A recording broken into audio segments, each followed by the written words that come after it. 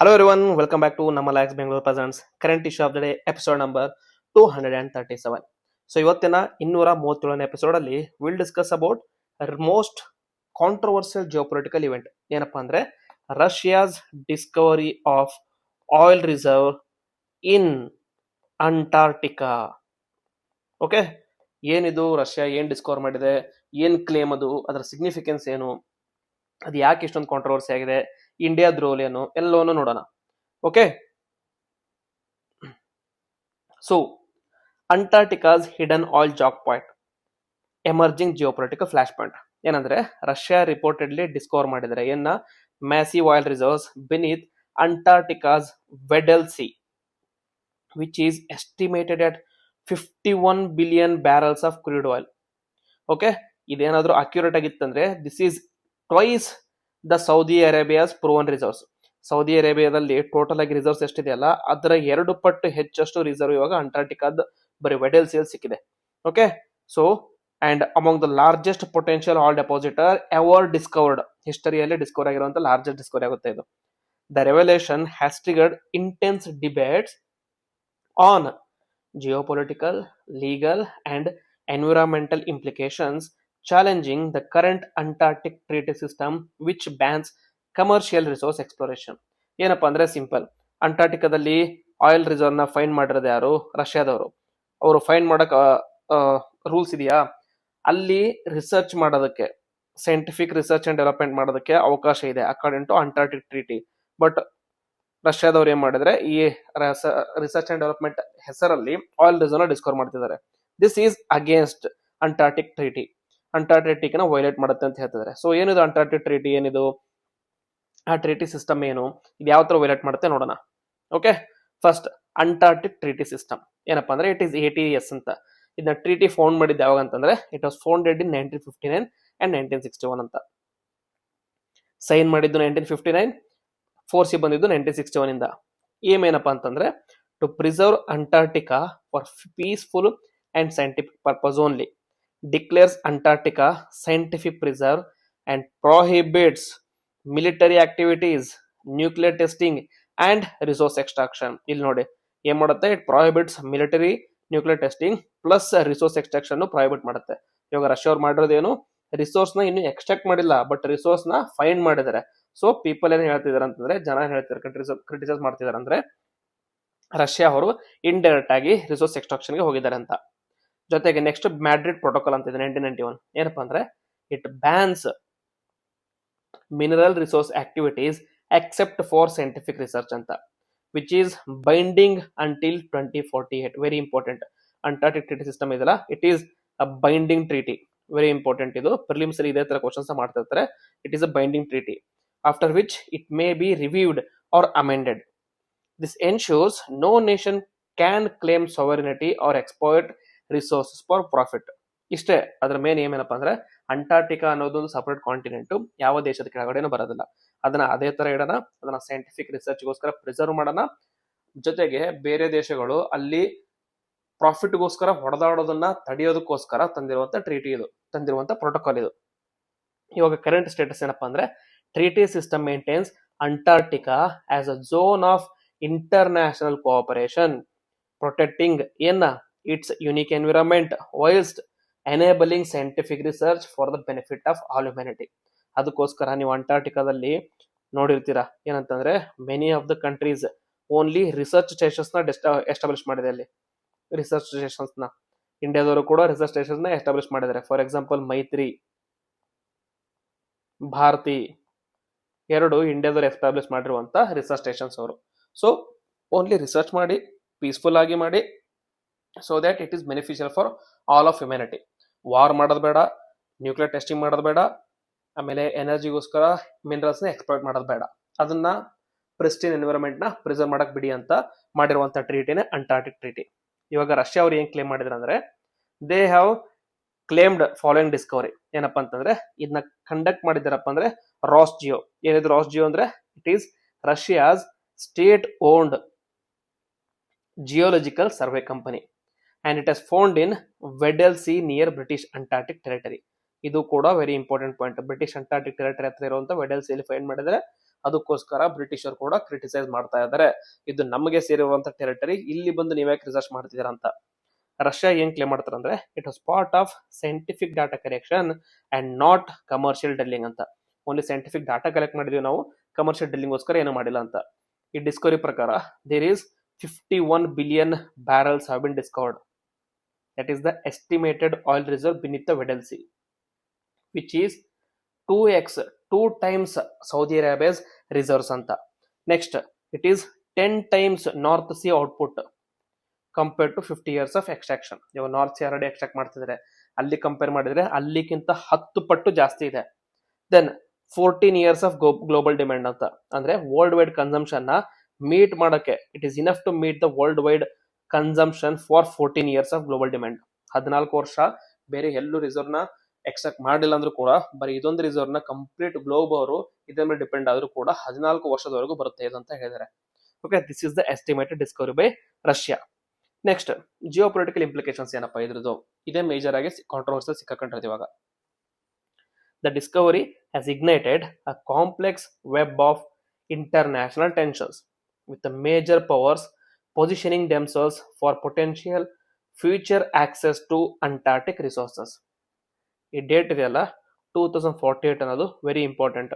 ಇವಾಗ ಅಲ್ಲಿ ರಿಸರ್ಚ್ ಅಷ್ಟೇ ಅಲೋ ಮಾಡಿದ್ರೆ, ಬಟ್ ಎಲ್ಲ ಕಂಟ್ರಿಗೆ ಏನ್ ಮಾಡ್ತಾರೆ ಅಂದ್ರೆ ಅಲ್ಲಿ ರಿಸರ್ಚ್ ಸ್ಟೇಷನ್ಸ್ ನ ಇಟ್ಕೊಂಡು ಒಂದು ಆನ್ ಒನ್ ಹ್ಯಾಂಡ್ ರಿಸರ್ಚ್ ನ ಮಾಡ್ತಿರ್ತಾರೆ, ಆನ್ ಅದರ್ ಹ್ಯಾಂಡ್ ಮಿನರಲ್ ಅಥವಾ ಏನಾದ್ರು ಎನರ್ಜಿ ರಿಸೋರ್ಸ್ ನ ಎಕ್ಸ್ಪ್ಲೋರ್ ಮಾಡೋದಕ್ಕೋಸ್ಕರ ಅಪರ್ಚುನಿಟಿ ಹುಡುಕ್ತಾ ಇರ್ತಾರೆ. 2048 ಎಂಡ್ ಆದ ತಕ್ಷಣ ಟ್ರೀಟಿ ಮುಂದೆ ಏನಾಗುತ್ತೆ ಅಂತ ಗೊತ್ತಿಲ್ಲ, ಪ್ರಿಸರ್ವ್ ಮಾಡಬಹುದು ಅಥವಾ ಮಿನರಲ್ ಎಕ್ಸ್ಟ್ರಾಕ್ಷನ್ ಗೆ ಅಲೋ ಮಾಡಬಹುದು ಗೊತ್ತಿಲ್ಲ. ಬಟ್ ಅದು ಟ್ರೀಟಿ ಎಂಡ್ ಆದ್ಮೇಲೆ ಏನಾಗುತ್ತೋ ಅದು ಸೆಕೆಂಡರಿ. ಬಟ್ ನಾವು ನಮ್ ಕೆಲಸ ನಾವು ಮಾಡೋಣ ಅಂತೇಳಿ ರಿಸರ್ಚ್ ಜೊತೆಗೆ ಎಕ್ಸ್ಪ್ಲೋರೇಷನ್ ಕೂಡ ಎಲ್ಲ ಕಂಟ್ರೀಸ್ ಮಾಡ್ತಿದ್ದಾರೆ. ಓಕೆ, ರಷ್ಯಾಸ್ ಸ್ಟ್ರಾಟಜಿಕ್ ಇಂಟೆಂಟ್ ಏನಂದ್ರೆ ಹೆಸರು ಯಾವುದು ಸೈಂಟಿಫಿಕ್ ರಿಸರ್ಚ್ ಹೆಸರಲ್ಲಿ they are using this scientific research loophole to prepare for post 2048 opportunities. Potential attempt to assert influence over Antarctic resources and establish precedent for the future claims ಅಂತ. Okay, 2048 ಮುಗಿಯುತ್ತಲ್ಲ, ಅದಾದ್ಮೇಲೆ ಏನಾದ್ರು ಮಾಡೋಣ ಅಂತೇಳಿ ಇವಾಗಲೇ ಅವರು prepare ಮಾಡ್ತಾ ಇದ್ದಾರೆ. Then United Kingdom response asserts sovereignty over the British Antarctic territory and describes Russian find as resource grab. ಏನಪ್ಪಾ ಅಂದ್ರೆ ವೆಡಲ್ ಸಿಯಲ್ಲಿ ಯಾವ ಪ್ಲೇಸ್ ಅಲ್ಲಿ ಡಿಸ್ಕವರ್ ಮಾಡಿದ್ರ, ನೀವು ಬ್ರಿಟಿಷ್ ಅಂಟಾರ್ಟಿಕ್ ಟೆರಿಟರಿ ಡಿಸ್ಕವರ್ ಮಾಡಿದ್ರ. ಸೊ ಇದೇನಪ್ಪಾ ಅಂದ್ರೆ ಇಂಡೈರೆಕ್ಟ್ ಆಗಿ ನೀವು ರಿಸೋರ್ಸ್ ಗ್ರ್ಯಾಬ್ ಮಾಡ್ತಿದ್ರ ನಮ್ಮಿಂದ. Next they are concerned about undermining international cooperation framework. ಯಾವುದು ಅಂಟಾರ್ಟಿಕ್ ಟ್ರೀಟಿ ಸಿಸ್ಟಮ್ ನ ಅಂಡರ್ಮೈನ್ ಮಾಡ್ತಿದ್ರ ನೀವು ಅಂತ ಕ್ರಿಟಿಸೈಸ್ ಮಾಡ್ತಿದ್ದಾರೆ. ಇವೆಲ್ಲ ಇದರಲ್ಲಿ ಚೈನಾ ಇನ್ವಾಲ್ವ್ಮೆಂಟ್ ಏನಪ್ಪಾ ಅಂತಂದ್ರೆ, ಚೈನಾ ಏನಂತಂದ್ರೆ is already operating 5 Antarctic research basis in Antarctica and collaborates with Russia to counter Western dominance. And it is seeking to become a future stakeholder in Antarctic resources and influence. So ನೋಡಿ, major powers ಎಲ್ಲವೂ ಕೂಡ ಅಲ್ಲಿ influence ನ maintain ಮಾಡೋದಕ್ಕೋಸ್ಕರ ಹೊಡೆದಾಡ್ತಿದೆ, ಅದರಲ್ಲಿ ಚೈನಾನು ಹೊರತದ್ದಲ್ಲ. Next, this marks the possible beginning of new geopolitical rivalry in the southern hemisphere with Antarctica emerging as a contested frontier. So ಇಷ್ಟು ದಿನ 20s ಅಥವಾ 21st century ಇಂಡೋ ಪೆಸಿಫಿಕ್ ಅಲ್ಲಿ ಮೂಡ್ತಿತ್ತು ಅಂತ ಹೇಳ್ತಿದ್ರಲ್ಲ, ಇವಾಗ it can move even further down. ಅಂಟಾರ್ಟಿಕಾದಲ್ಲಿ 21st century ವಾರಾಗುವಂತ chances ಇರುತ್ತೆ ಅಂತ ಹೇಳ್ತಿದ್ದಾರೆ. ದೆನ್ ಎಕನಾಮಿಕ್ ಎನ್ವಿರಾನ್ಮೆಂಟಲ್ ಕನ್ಸಿಡರೇಷನ್ ಅಂತ. ಫಸ್ಟ್ ಒನ್ ಎಕನಾಮಿಕ್ ಫಿಸಿಬಿಲಿಟಿ ಏನೋ ಕಂಡು ಹಿಡಿದಿದ್ದಾರೆ, ಬಟ್ ಅದ್ರ ಎಕನಾಮಿಕ್ ಫಿಸಿಬಿಲಿಟಿ ಏನಪ್ಪಾ ಅಂದ್ರೆ extreme conditions make drilling technologically and logistically very challenging. Extraction is viable only if oil prices reach $150 to $200 per barrel, making it economically unviable at the current global prices. So ಇವಾಗ ನೀವು ಅಲ್ಲಿ extraction ಮಾಡಕ್ ಹೋದ್ರೆ it is ಅನ್ವಯಬಲ್, ಯಾಕಂದ್ರೆ ನೀವು ಅದನ್ನ extract ಮಾಡೋಕ್ಕೋಸ್ಕರ spend ಮಾಡುವಂತ ದುಡ್ಡು ಅದರಿಂದ ಬರುವಂತ ದುಡ್ಡಿಗಿಂತ ಜಾಸ್ತಿ ಇದೆ. ಓಕೆ, ನೆಕ್ಸ್ಟ್ ಎನ್ವಿರಾನ್ಮೆಂಟಲ್ ರಿಸ್ಕ್ ಏನಪ್ಪಾ ಅಂತಂದ್ರೆ ಅಂಟಾರ್ಟಿಕಾ ಏನು completely snow covered southern pole ಅಂತ ಕರೀತಾರೆ. So it has fragile ecosystem with unique marine biodiversity. Famously penguin ಆಗಿರ್ಬೋದು, ವಾಲ್ರಸ್ ಆಗಿರ್ಬೋದು, ವೇಲ್ಸ್ ಆಗಿರ್ಬೋದು. So they are found only in this particular area. So very fragile ecosystem ಇದೆ and unique marine biodiversity ಇದೆ ಅಲ್ಲಿ. ನೀವು ಇಲ್ಲಿ ಮೈನ್ ಮಾಡಕ್ ಹೋದ್ರೆ that biodiversity becomes a risk ಅಂತ. Next, lack of response infrastructure for oil spills in remote location. ಏನಾದ್ರೂ ಒಂದು ಆಯಿಲ್ ಸ್ಪೇಸ್ ನ ನೀವು ಡೆವಲಪ್ ಮಾಡ್ಬೇಕಂದ್ರೆ ಇನ್ಫ್ರಾಸ್ಟ್ರಕ್ಚರ್ ಮುಂಚೆನೆ ಇರ್ಬೇಕಲ್ಲಿ, ಬಟ್ ಅಲ್ಲಿ ಇನ್ಫ್ರಾಸ್ಟ್ರಕ್ಚರ್ ಇಲ್ಲ ಇವಾಗ ಸದ್ಯಕ್ಕೆ. Then oil spills could cause irreversible damage to marine life. Okay, oil spills either oil rig ಇಂದ ಆಗಿರ್ಬೋದು, ಕಂಟೈನರ್ ಇಂದ ಆಗಿರ್ಬೋದು, ಬೇರೆ ಯಾವುದಾದ್ರು ರೀಸನ್ ಇಂದ ಆಯಿಲ್ ಸ್ಪಿಲ್ ಆಗೋ ಚಾನ್ಸಸ್ ಇರುತ್ತೆ. ಅದು ಆಯಿಲ್ ಸ್ಪಿಲ್ ಆಯ್ತಂದ್ರೆ ಅದನ್ನ ಡಿಸ್ಟೆಬಿಲೈಸ್ ಮಾಡೋದಕ್ಕೋಸ್ಕರ ಅಥವಾ ಆಯಿಲ್ ಸ್ಪಿಲ್ ನ ಸರಿಯಾಗಿ ಮೇಂಟೈನ್ ಮಾಡೋದಕ್ಕೋಸ್ಕರ ಅಥವಾ ಅದನ್ನ ತೆಗೆದಾಕೋಸ್ಕರ ಇನ್ಫ್ರಾಸ್ಟ್ರಕ್ಚರ್ ಇಲ್ಲ. ಇನ್ನೊಂದು, ಆ ಆಯಿಲ್ ಸ್ಪಿಲ್ ಏನಾದ್ರು ಅಲ್ಲಿ ಸ್ಪಿಲ್ ಆಯ್ತಂದ್ರೆ it will have irreversible damage to the marine life.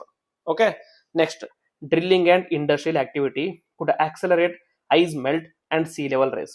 Already ಎಲ್ಲರೂ ಗ್ಲೋಬಲ್ ವಾರ್ಮಿಂಗ್ ಆಗ್ತಾ ಇದೆ, ಕ್ಲೈಮೇಟ್ ಚೇಂಜ್ ಆಗ್ತಾ ಇದೆ, ಸಿ ಲೆವೆಲ್ ರೈಸ್ ಆಗ್ತಾ ಇದೆ ಅಂತ ಎಲ್ಲ ದೇಶಗಳು ಹೊಡೆದಾಡ್ತಾ ಇದ್ದಾರೆ. ಅದರಲ್ಲೂ low lying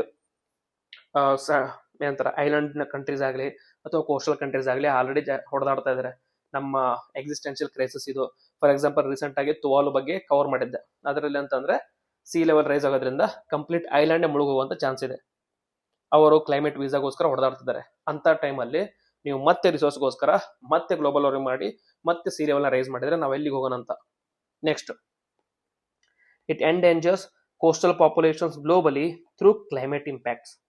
okay, so not only Antarctica ಮೇಲೆ ಅಷ್ಟೇ ಪ್ರಾಬ್ಲಮ್ ಆಗೋದಿಲ್ಲ, ಇದು ಗ್ಲೋಬಲ್ ರಿಪರ್ಕಷನ್ಸ್ ಇರುತ್ತೆ ಅದಕ್ಕೆ. Next, treaty compliance and international concerns ಅಂತ. ಫಸ್ಟ್ ಏನಪ್ಪಾ ಅಂತಂದ್ರೆ, ರಷ್ಯಾ ಏನ್ ಮಾಡುತ್ತೆ, ಇಟ್ ಡಿನೈಸ್ ಎನಿ ವೈಲೇಷನ್. ಏನ್ ಕ್ಲೇಮ್ ಮಾಡುತ್ತೆ ಅಂದ್ರೆ, they are claiming it was purely scientific motive for its Antarctic activities ಅಂತ.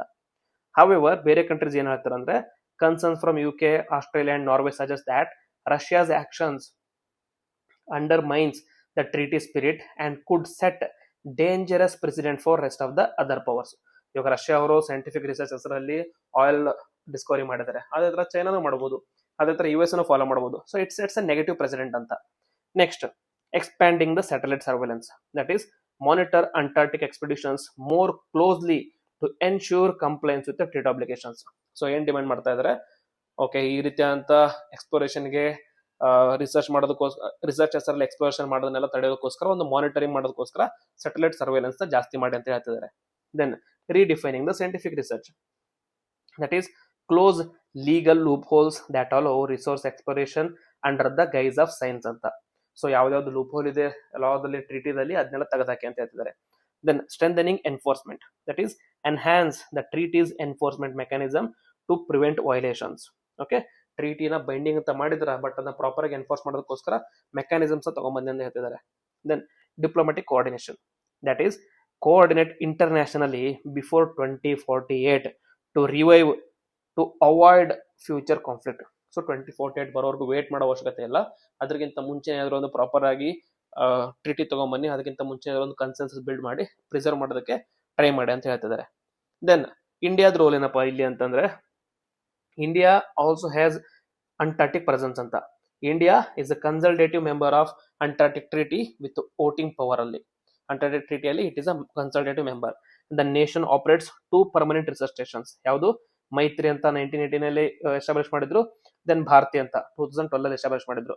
ನಾರ್ದರ್ನ್ ಪೋಲ್ ಅಲ್ಲಿ ಇನ್ನೊಂದಿದೆ, ಇಂಡಾರ್ಕ್ ಮತ್ತೆ ಹಿಮಾದ್ರಿ ಅಂತ ಇದೆ ನಾರ್ದರ್ನ್ ಪೋಲ್ ಅಲ್ಲಿ, ಬಟ್ ಆರ್ಟಿಕ್ ರೀಜನ್ ಅಲ್ಲಿ ಅಥವಾ ನಾರ್ದರ್ನ್ ಪೋಲ್ ಇದೆ. ಸದರ್ನ್ ಪೋಲ್ ಅಲ್ಲಿ ಇರೋದು ಭಾರತಿ ಮತ್ತೆ ಮೈತ್ರಿ.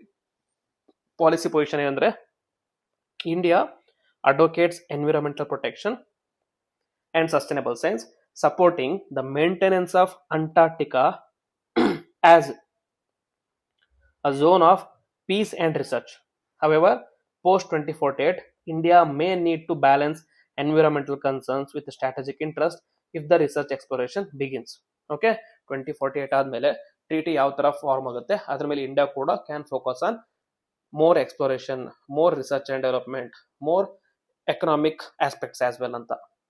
ದೆನ್ ಫ್ಯೂಚರ್ ಔಟ್ಲುಕ್ ಏನಪ್ಪಾ ಅಂತಂದ್ರೆ, 2048, the year 2048 marks the review of Madrid Protocol, representing a critical juncture in the Antarctic future. Antarctica future decide ಮಾಡೋದು ಯಾವುದು, ಈ ಮ್ಯಾಡ್ರಿಡ್ ಪ್ರೋಟೋಕಾಲ್ ರಿವ್ಯೂ ಆಗುತ್ತೆ 2048 ಅಲ್ಲಿ. ಅವಾಗ ಏನ್ ಮಾಡ್ತಾರೆ, ಅದ್ರ ಮೇಲೆ ಫೋಕಸ್ ಆಗುತ್ತೆ. ಫಸ್ಟ್ ಏನಂತಂದ್ರೆ, ಅದ್ರ ಮೇಲೆ ಯಾವ ಯಾವ ಫ್ಯಾಕ್ಟರ್ಸ್ ಇನ್ಫ್ಲೂಯೆನ್ಸ್ ಮಾಡುತ್ತೆ ಅಂದ್ರೆ, first and foremost resource extraction pressure, ಅಂದ್ರೆ growing pressure to open Antarctica for commercial exploitation as global energy demand increases. Okay, global ಅಲ್ಲಿ because of various reasons energy demand ಜಾಸ್ತಿ ಆಗ್ತಾ ಹೋಗ್ತಾ ಇದೆ. ಸೊ ಎನರ್ಜಿ ಡಿಮ್ಯಾಂಡ್ ನ meet ಮಾಡೋದಕ್ಕೋಸ್ಕರ ಇರುವಂತ resources ಸಾಕಾಗ್ತಿಲ್ಲ, ಅದಕ್ಕೋಸ್ಕರ ಅಂಟಾರ್ಟಿಕಾ ಮೇಲೆ ಪ್ರೆಷರ್ ಜಾಸ್ತಿ ಆಗ್ತಾ ಇದೆ. Then increased militarization, that is rising military presence under the cover of scientific missions by major powers. Okay, so scientific ಮಿಷನ್ಸ್ಗೋಸ್ಕರ ಮಿಲಿಟರಿ ಪ್ರೆಸೆನ್ಸ್ ಕೂಡ ಜಾಸ್ತಿ ಆಗಿದೆ ಅಲ್ಲಿ ಅಂಟಾರ್ಟಿಕಾದಲ್ಲಿ. So indirectly violations already start ಆಗ್ತಾ ಇದೆ. Then geopolitical competition, intensifying rivalry among Russia, China, US, UK and other nations for strategic advantage. So ಒಂದು ದೇಶದಿಂದ ಇನ್ನೊಂದು ದೇಶ ಆಲ್ರೆಡಿ ಕಾಂಪಿಟೇಷನ್ ಸ್ಟಾರ್ಟ್ ಆಗಿದೆ. ಆರ್ಟಿಕಲ್ ಏನಾಗಿತ್ತು ಅದು ಇವಾಗ ಅಂಟಾರ್ಟಿಕಾದಲ್ಲಿ ಫಾಲೋ ಮಾಡ್ತಾ ಇದ್ದಾರೆ. Then treaty break down risk. So there is also possibility of Antarctic treaty collapse or serious modification ending decades of cooperation. Okay, so critical warning ಏನ್ ನೋಡ್ಬೇಕಂದ್ರೆ ನಾವು Antarctica risks transforming a zone of peace into future energy battleground, threatening both global stability as well as environmental preservation. So ಏನಪ್ಪಾ ಅಂತಂದ್ರೆ conclusion ಅಲ್ಲಿ future ಏನ್ ನೋಡ್ಬೇಕಂದ್ರೆ ನಾವು Antarctica has long stood as a symbol of peace, cooperation and scientific exploration. So ನಾವು humanity is at the crossroads. ಏನಂದ್ರೆ there is a choice before humanity, that is protect the planet's last pristine frontier and uphold international cooperation or repeat the mistake of the past by prioritizing profit over conservation or preservation. So ethical dilemma ಇದೆ. ಒಂದು conservation ಮಾಡ್ಬೋದು ಅಥವಾ preservation ಮಾಡ್ಬೋದು, R ಕಾಂಪಿಟೇಷನ್ಗೆ ಹೋಗಿ ಎಲ್ಲದನ್ನು ಹಾಳು ಮಾಡ್ಕೋಬಹುದು. ಈ ಚಾಯ್ಸ್ ಯಾರಿಗೆ? ಹ್ಯುಮ್ಯಾನಿಟಿ ಬಿಟ್ಟಿದ್ದು. ಈ ಚಾಯ್ಸ್ ಯಾರಿಗೆ? ಈ ಚಾಯ್ಸ್ ಕರೆಂಟ್ ಲೀಡರ್ಸ್ಗೆ ಬಿಟ್ಟಿರೋದು. Then decisive decades, that is coming years ಬರುವಂತ ಟೈಮ್ ಇದೆಯಲ್ಲ, it decides whether will determine whether the world can uphold the spirit of Antarctic treaty or succumb to the lure of energy geopolitics ಅಂತ. ನೋಡೋಣ ಏನ್ ಮಾಡ್ತಾರೆ ಅಂತ. So just hope that the fate of Antarctica will reflect humanity's ability to choose long-term planetary health over short-term economic gain. The decision we make will echo throughout the generations.